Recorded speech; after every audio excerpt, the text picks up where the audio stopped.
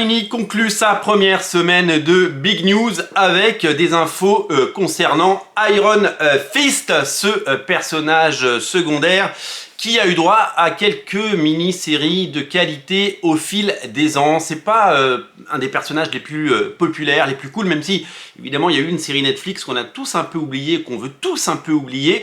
Iron Fist, ça reste un second couteau, ça reste un personnage très peu exploité, mais qui reste quand même culte pour beaucoup de gens et qui a eu droit à des moments de gloire, et il faut les souligner. Donc c'est assez bizarre d'avoir évidemment des actualités sur Iron Fist, parce qu'il n'y a quasiment pas de série régulière aux États-Unis, mais l'année prochaine on fête les 60 ans d'Iron Fist, et donc Iron Fist il va avoir droit à des rééditions. Alors évidemment certains se sont plaints du fait que ce soit des rééditions, que ce soit des choses déjà sorties, etc. Mais il y a autant de gens qui se plaignent qu'il y a des bouquins qui soient réédités que de gens qui se plaignent que d'autres ne le soient pas. Donc j'ai l'impression que ces Big News ne contenteront personne. En tout cas, en mai, on aura droit à 2 albums d'Iron Fist. Le premier, c'est un deluxe qui reprend l'intégralité du run de Carrie Andrews. Carrie Andrews, c'est un dessinateur que j'adore. J'ai toujours adoré ce type. J'ai toujours adoré son style de dessin, enfin ses styles de dessin, parce qu'il en a plein. En plus, c'est un mec qui sait tout faire. Il dessine, il scénarise, il colorise. Voilà, il a apporté à chaque fois un vent de fraîcheur dans tout ce qu'il a fait. Et ce qu'il a fait sur Iron Fist, c'était vraiment étonnant à l'époque. Et donc, bravo, parce que c'est un bon choix. Et je pense que, ok, il y a peu de titres Iron Fist, mais s'il faut en rééditer certains, ça en fait partie, parce que c'est vraiment quelque chose qui peut évidemment faire partie des choses qu'on garde et des choses qu'on lit et des choses qui nous font aimer ce personnage. Donc ça c'est très important. C'est vraiment un auteur que j'affectionne et je suis très content que ça ressorte parce que je vais me replonger là-dedans. Je crois que j'ai eu ces épisodes en 100% à une époque. J'ai pas dû les garder parce que vous savez, on achète, on vend, c'est ça une collection de comics. Mais je suis assez content que ça sorte parce que c'est plutôt une bonne nouvelle. Donc réjouissons-nous. L'intégralité du run de Carrie Andrews va donc faire l'objet d'un deluxe, et ça c'est super cool. Le deuxième, regardez, et alors là vous allez adorer, c'est la réédition de l'autre série Iron Fist qui s'appelle The Immortal Iron Fist. Vous reconnaissez le dessinateur sur la couverture, c'est David Aja, et ouais, c'est l'époque Brubaker Fraction, et ouais, les grands scénaristes qui ont depuis, vous le savez, avec pertes et fracas, quitté Marvel parce que ils n'ont jamais touché de droit sur ce qu'ils ont fait, ni sur leur création, ni de royalties, et ils ont bien fait. Ce sont des auteurs qui ont réalisé un run assez conséquent et assez historique. 1000 pages, un gros omnibus. Ça faisait longtemps qu'on n'avait pas eu un gros omnibus. Donc, qui va arriver. Au dessin, il y a David Aja, notamment, qui dessine, mais pas que, puisqu'il y a aussi Travel Foreman, par exemple, que j'aime beaucoup.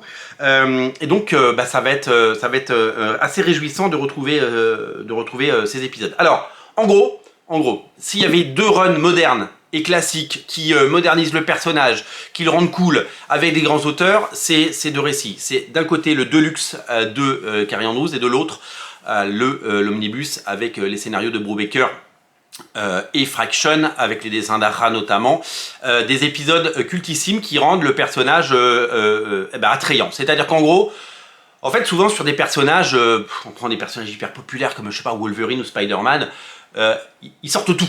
Et quand ils sortent tout, il faut faire le tri. C'est à nous de faire le tri. Là, le tri, il a déjà été fait. D'abord, il n'y a pas beaucoup de séries qui sont sorties.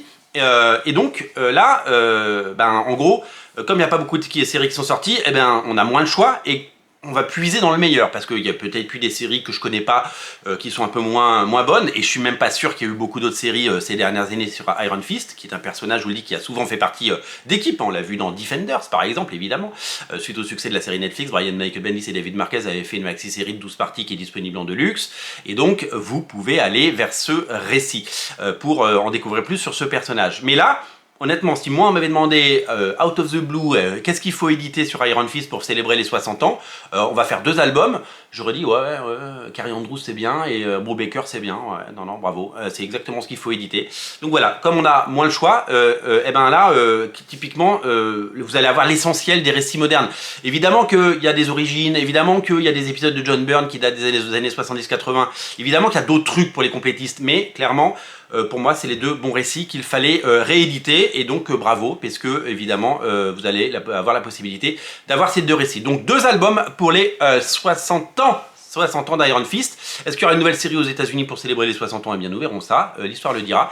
En tout cas, rendez-vous en mai pour célébrer et souffler la bougie de Iron Fist.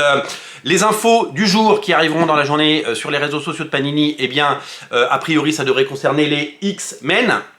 Est-ce qu'ils vont nous annoncer les éditions françaises? Je ne pense pas de Fall of X. Vous savez, Fall of X, c'est la fin de l'ère Krakoa qui est publiée aux États-Unis à partir de maintenant et jusqu'au début d'année.